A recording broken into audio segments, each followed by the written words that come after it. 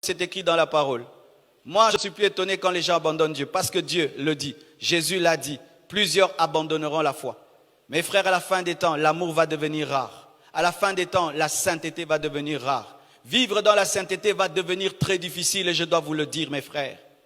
Je ne te mentirai pas. Il y a des temps qui arrivent où pour vivre dans la justice va devenir une chose difficile. Où te contenter de ton salaire sera difficile. Ou d'être fidèle à ton mari, fidèle à ta femme va devenir difficile. D'être un homme pur va devenir difficile. Nous serons tellement entourés du mal, tellement entourés de péchés, à la télévision, les panneaux publicitaires, à la radio, téléphone, partout nous irons. Le mal sera tellement autour, même dans l'église, que vivre dans la sainteté, ce sera comme l'autre qui se retrouve à Sodome et Gomorrhe. Mais je crois qu'avec Dieu, cela est possible. Je crois qu'avec Dieu, cela est possible.